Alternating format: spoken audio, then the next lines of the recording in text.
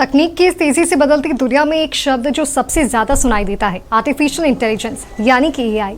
एक ऐसी तकनीक जो तेजी से हमारी दुनिया और काम करने के तरीके को बदल रही है। और आज एआई सिर्फ हमारे भविष्य तक नहीं बल्कि हमारे वर्तमान को भी प्रभावित कर रहा है। और आज एआई को और अधिक समझने के लिए हमारे साथ मौजूद हैं एआई एक्सपर्ट निवेदिता पांडे जी।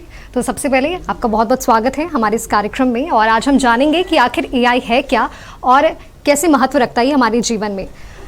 निवेदिता जी, हमने कई बार चैट जीटीपी, गूगल जेमिनी ये सब टूल्स के बारे में जाना है या देखा है, आखिर ये है क्या?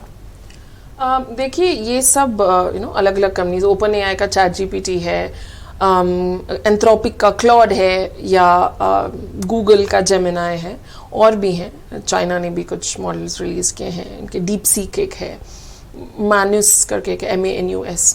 Now, these are, I would say, LLMs, large language model enabled AI assistants, जो आपको ये सब एप्स तो आप डाउनलोड कर सकते हैं अपने फ़ोन पे।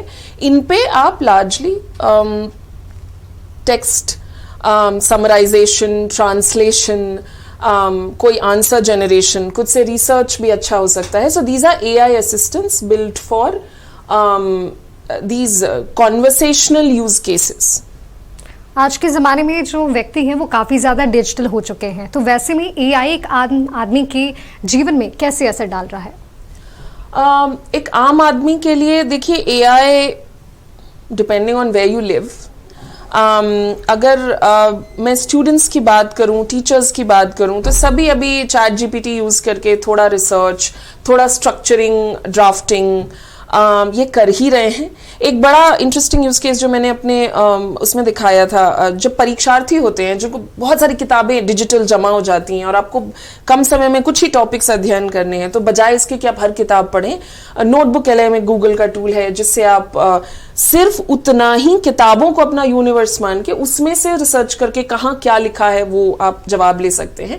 सो students, teachers, most early adopters. उसके अलावा ऑर्गेनाइजेशंस यूज कर रही हैं, कोडिंग के लिए एआई यूज किया जा रहा है, हेल्थ केयर में डायग्नोस्टिक्स के लिए यूज किया जा रहा है, सरकार तरह तरह के अपने में जहां पुलिसिंग है, क्रॉप एडवाइजरी है, फॉरेस्ट सर्वेलेंस है फॉर फायर्स और इंक्रोचमेंट, उसमें भी यूज कर रही है।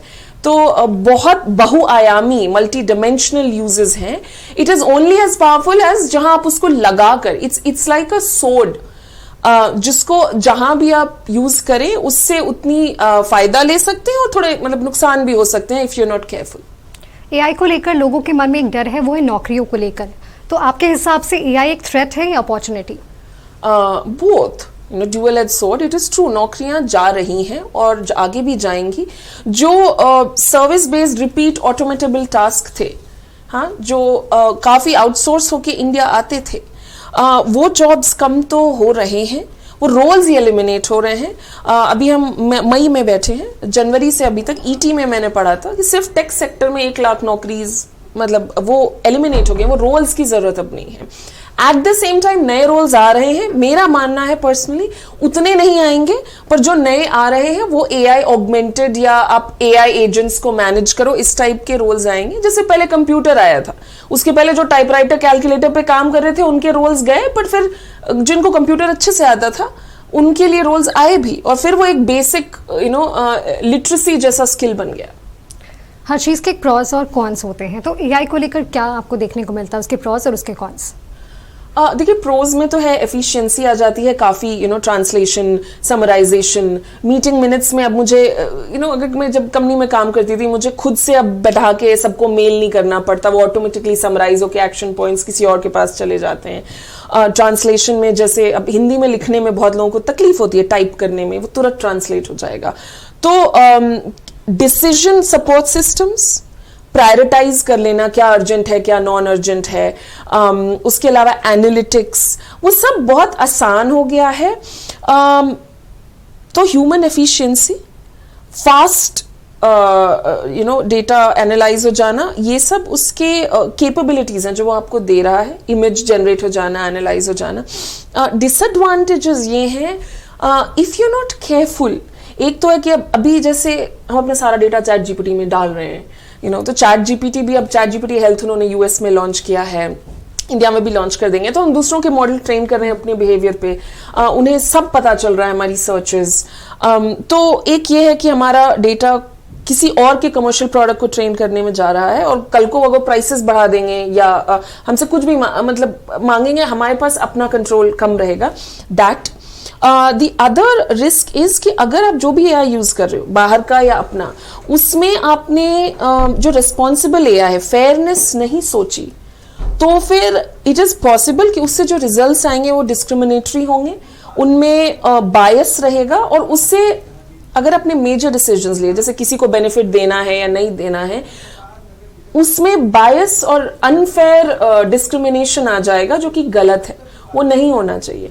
But it's only as good as, तो जब वो बना रहे हैं तो उसी वक्त डेटा सही रहे, सही से ज्यादा बायस्ड न रहे, और टाइम टू टाइम आप कैसे उसकी फेयरनेस को चेक करते रह सकें, वो बहुत जरूरी है। नहीं तो AI can be use to say in case of cyber security, it can be used to attack, it can also be used to defend, तो दोनों काम कर सकते हैं। आपको पता होना चाहिए कि इसके क्या फायदे हैं और दूसरा वाला इससे मेरा क्या नुकसान कर सकता है। जैसे कोई भी चीज़ परफेक्ट नहीं होता और एआई भी परफेक्ट नहीं है, तो ऐसे कोई एग्जाम्पल जहां पर एआई गलत साबित हुआ है या फिर कभी कोई नुकसान पहुंचा है? कई बार मैं कुछ देशों के एग्जाम्पल देना चाहूंगी। जैसे ऑस्ट्रेलिया में इन्होंने जो वेलफेयर बेनिफिट्स जाते हैं लोगों को, वो एक पर्टिकुलर आय से कम हो तो ही जाते हैं। तो इन्होंने एक एल्गोरिदम बनाया कि अब किसी एक इंसान या एजेंसी ने बनाया होगा, पूरी गवर्नमेंट ने बनाया था, बट उन्होंने लॉजिक क्या लगाया कि आपके टैक्स रिटर्न लेंगे, उसको 26 से डिवाइड करेंगे, क्योंकि 52 वीक्स होते हैं और ये बेनिफिट्स फोर्टनाइटली जाते थे, तो हर 2 हफ्ते पे उन्होंने ऑटोमेटिकली जिनका उस हर फोर्टनाइट में, हर 2 वीक्स में जिनकी एवरेज टैक्स फाइल्ड इनकम आई एक थ्रेशोल्ड से ज्यादा, उन्होंने उनको ऑटोमेटेड डेट कलेक्शन नोटिसेस भेज दिए, वेलफेयर कलेक्शन, कि आपको गलत वेलफेयर गया, अब आप वापस करो, और कलेक्ट कर भी लिए। इससे लोगों को अनड्यू स्ट्रेस हुआ। ये नोटिसेस गलत थे, क्योंकि हर जो ऐसे लोग थे वो हर फोर्टनाइट में सेम नहीं कमा रहे थे, तो ये एक वो एल्गोरिदम में ही बायस था। उसी तरीके से नेदरलैंड्स में वेलफेयर के केस में उन्होंने फ्रॉड डिटेक्शन के लिए ऐसे एल्गोरिदम लगाए जो सही चीजें भी जांच रहे थे, but if you are immigrant और अ ड्यूअल सिटीजन, तो आपको अनफेयरली ज्यादा टैग किया जा रहा था। यूएस में ऐसा हुआ, एक कॉम्पस करके सिस्टम बना जो पेरोल और बेल में, दिस इज लीगल सिस्टम में, पेरोल बेल या जो प्री ट्रायल सिस्टम्स होते हैं, जब दिखे थे आपको रिलीज करें कि नहीं, योर लाइकलीहुड टू रीऑफेंड, वो जजेस को वो स्कोर दिखाते थे कि भाई ठीक है ये रिपीट ऑफेंडर रहेगा कि नहीं, इस बेसिस पे इसको ये करें। तो जो डेटा ट्रेन किया था वो स्क्यूड था, इस वजह से जो अश्वेत लोग हैं, ब्लैक लोग हैं, द लाइकलीहुड ऑफ देम कि वो नॉन रिपीट ऑफेंडर्स हैं, पर they were twice as likely to be false positive flag करके कि ये रिपीट ऑफेंडर्स हो सकते हैं compare to the white population. तो ये गलत। एक और रिक्रूटमेंट में बताती हूँ, कनाडा में अमेज़न ने बंद कर दिया है, उन्होंने सक्सेसफुल कैंडिडेट्स के डेटा पे एआई को ट्रेन किया पास्ट के, और फिर उसको रिक्रूटमेंट में डाला।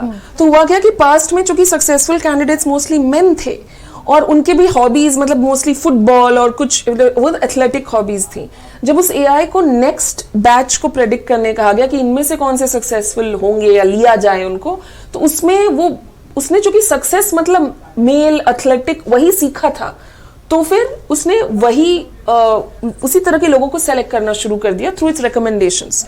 तो दीज आर एग्जाम्पल्स जहां गवर्नमेंट के बेनिफिट्स या कुछ बेल का सिस्टम आपने अनफेयरली बिकॉज आपके डेटा में बायस था, या रिक्रूटमेंट में आप अनजाने में भी, मैंने कह नहीं जान के हो रहा है, पर अनजाने में आप लोगों का बेनिफिट्स या उनका कोई इंपॉर्टेंट डिसीजन गवर्नमेंट रिलेटेड वो आप रोक रहे हो या ले रहे हो जो गलत हो रहा है।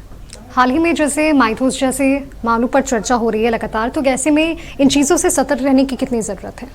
See Mythos is a glad you raised it. Mythos एक एंथ्रोपिक का बनाया हुआ ऐसा सिस्टम है जो ब्राउजर्स, ऑपरेटिंग सिस्टम्स और कंप्यूटर सिस्टम्स को बहुत जल्दी स्कैन करके उसमें वल्नरेबिलिटीज आइडेंटिफाई कर लेता है और एक स्टेप आगे जाके वो एक्सप्लॉइट भी कर सकता है।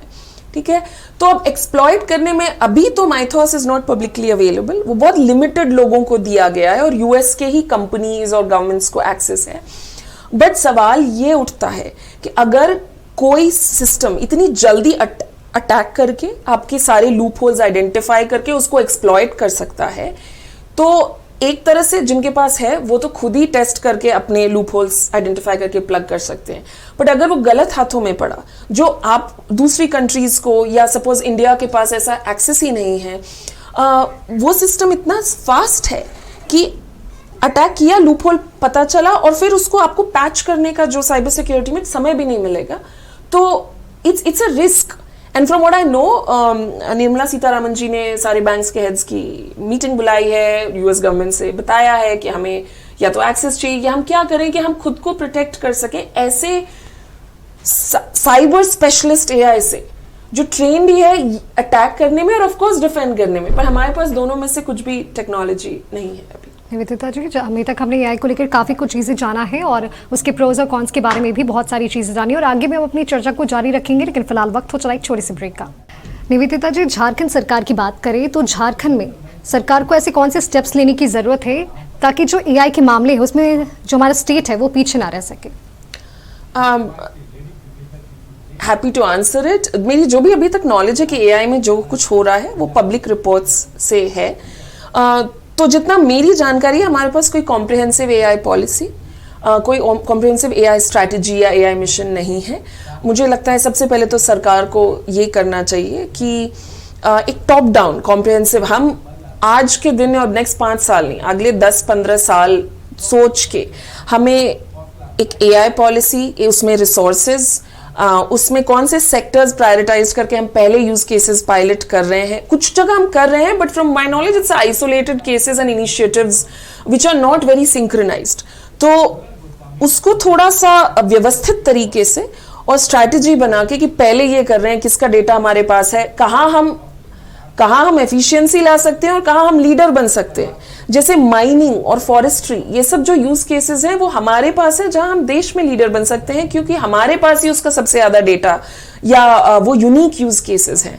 तो जरूरत ये है कि थोड़ा स्ट्रेटेजिक प्लानिंग टॉप डाउन की जाए, जिससे सारे रिसोर्सेज थोड़ा प्लान्ड वे में हम एकेडमिक्स, स्टार्टअप्स, PSUs, MSME सबको एक साथ लाकर वो इनोवेटिव एनवायरनमेंट क्रिएट कर सके।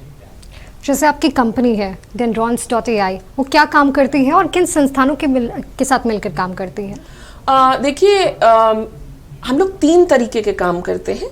पहला है हमारे अपने प्रोडक्ट्स हैं, वो 2 एरियाज में है। एक मार्केट रिसर्च करते हैं हम लोग AI एनेबल्ड, तो बहुत जल्दी हो जाता है, बहुत फास्ट एनालिटिक्स, तो 1 हफ्ते में आपको पूरा मार्केट रिसर्च बहुत वाइड स्पेस करके मिल जाता है।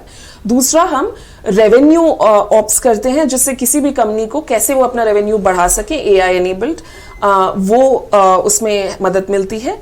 So this is our custom products, market research, revenue ops. The second thing is which is custom solution development. तो उसमें हम organizations के साथ, अभी जैसे ब्रेक था तो मैं आपकी टीम के साथ भी बैठकर उनका वर्कफ्लो समझना और ये बताना कि वो कहाँ डिजिटल ऑटोमेशन और AI is a part of digital automation, तो वो कहाँ लगा सकते हैं, उसमें से फिर नैरो डाउन करना उनकी क्या प्रायोरिटी है, 1-2 पायलट्स जिससे उनको समझ में आए कि क्या उसके नुकसान है, बेनिफिट्स हैं, और फिर उसको प्रोडक्शन पे लाइक लार्ज स्केल ले जाना।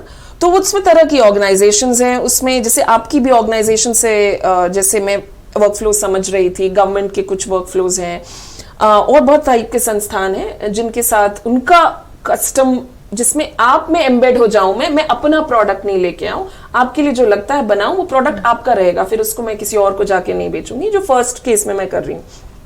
थर्ड इज कैपेसिटी बिल्डिंग, जो कि I am very passionate about it, जागरूकता, एनेबलमेंट फैलाना कि आप सिर्फ एआई के कंज्यूमर न बन के रह जाएं, एप्स के आपको पता रहे कि कैसे सोचें उस बारे में, आप खुद के प्रॉब्लम्स एआई को यूज करके कैसे सॉल्व करें, आप खुद के एप्स कैसे बनाएं, खुद जैसे कल आप अपना काम जो भी आप रोजमर्रा प्रोफेशनल करती हैं उसमें आप खुद वो ऑटोमेशन कर सकें, उसके लायक आपको बनाना कि नॉट जस्ट ये एंड टूल यूज कर लो, बट आप कैसे इंटीग्रेट करके 4 चीज़ों को अपना काम स्वयं कर सकें, वो कैपेसिटी बिल्डिंग हम PSUs सरकार और ऑर्गेनाइजेशंस के लिए करते हैं। जैसे अपने वर्क प्रोफाइल के बारे में बात की, आपके कंपनी के बारे में, अगर कोई संस्था है या कोई संगठन ऐसा है जो आपके साथ जुड़ के काम करना चाहे तो वो कैसे जुड़ सकता है? You're very welcome at this point. We also want design partners. You can 3 तरीके हैं it's to reach us. One is visit dendrons.ai, dendrons.ai. उस पर मेरा ईमेल मिल जाएगा, हमारे बारे में जानकारी भी है, हमें किसने सपोर्ट किया है वो सब मिलेगा. सेकेंड इज niveditapandey.com, जो मेरा नाम है, वहाँ भी आपको मेरा काम और मेरी ईमेल मिल जाएगा, आप मुझे लिखिए. थर्ड इज जो स्किलिंग आर्म का अलग से मैंने बनाया है विच इज skillai.academy. उसमें भी आप जाकर देख सकते हैं हमने किस तरह के प्रोग्राम्स हैं और उसके बाद आप उस पर हमारी कांटेक्ट जानकारी है. आप मेल करिए, हम लोग मिलकर एक डिस्कवरी मीटिंग करेंगे और फिर देखेंगे आपके लिए क्या उपयुक्त है. निवेदिता जी, आप AI स्किल एकेडमी भी चलाती हैं और अगर हम देखें तो अभी कई सारे AI कोर्सेज उपलब्ध हैं. ऐसे में आपकी पहल इन सबसे कैसे अलग है? देखिए, जितने मैंने भी देखे हैं 9 रुपए से लेके 200 रुपए तक जो भी है, it is focused on using tools. और मेरा मानना है कि टूल्स तो हर 6 महीने में बदल जाते हैं. आपको सिर्फ कंज्यूमर नहीं बनना है, आपको सोचना है कि इसको यूज करके मैं अपनी लाइफ कैसे सिंप्लीफाई कर सकूं. एक एग्जांपल देती हूँ, ये पब्लिकली आया है 1-2 हफ्ते पहले. सिंगापुर के जो फॉरेन मिनिस्टर हैं, उन्होंने अपना एक रास्पबेरी पाई, जो एक बहुत सिंपल कंप्यूटर है, चिप है, उसको लेकर, एक सिंपल कंप्यूटर लेके जो सस्ता इजीली अवेलेबल है, अपना AI एजेंट, AI असिस्टेंट बनाया है और उसका सारा कोड उन्होंने गिटहब पे डाल दिया है सबके देखने के लिए. आप लोग भी जाके चेक कर सकते हैं. तो उनको किसी और का ChatGPT और किसी और का टूल यूज करने की जरूरत नहीं है. अपना काम वो बेस्ट जानते हैं, उसको उन्होंने ऑटोमेट करने के लिए खुद से ये बनाया है 4 चीजें जोड़ के. तो हम जो सिखाते हैं वो है कि आप प्रोडक्ट्स कैसे बनाएं using AI, using digital automation. How should you think about innovating and automating in your daily life so that you're more successful as a student, more successful at work. और जरूरी नहीं है कि कोई बाहर से dendrons.ai या कोई IT सर्विस कंपनी आए और वो आपका काम करे. आप खुद एटलीस्ट प्रोटोटाइप लेवल तक आराम से बना सकते हैं. एज एन AI एक्सपर्ट, आपने लगभग 350 IAS ऑफिसर्स को ट्रेनिंग दी है AI को लेकर. जब आप उन्हें ट्रेनिंग देती है तो उनका क्या नजरिया है AI को लेकर?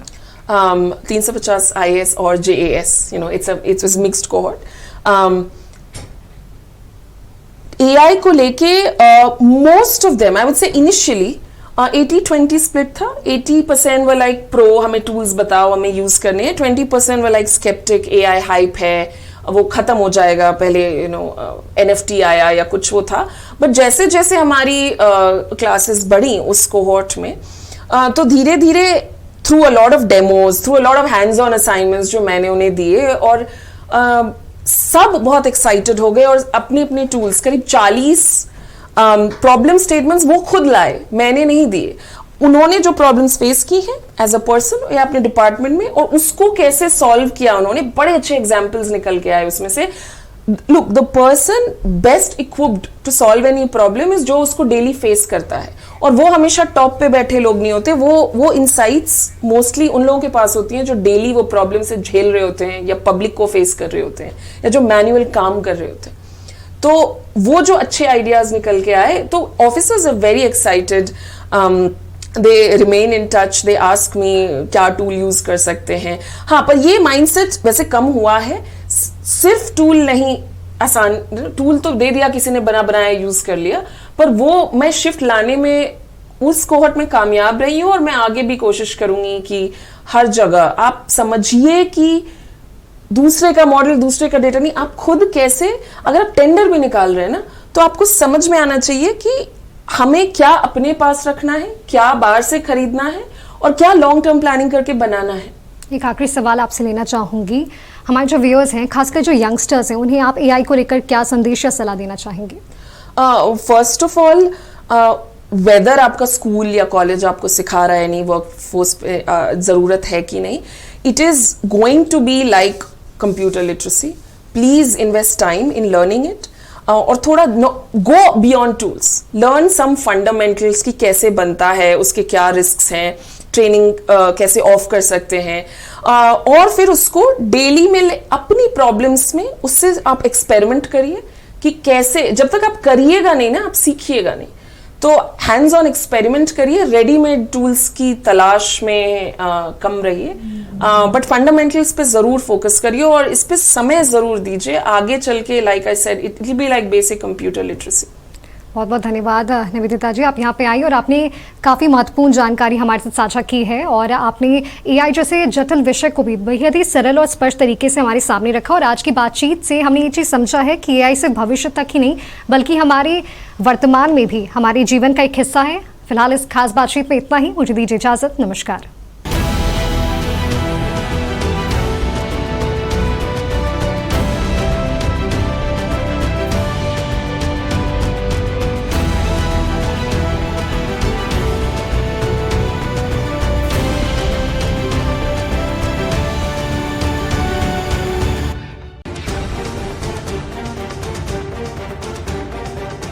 पसीने की स्याही से इरादे लिखने वाले, मुश्किलों में वो और मजबूत होने वाले,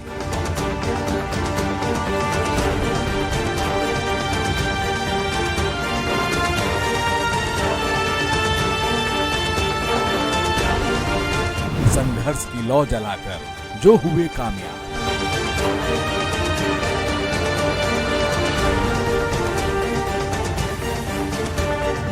भाव में भाव गढ़कर जो बने मिसाल,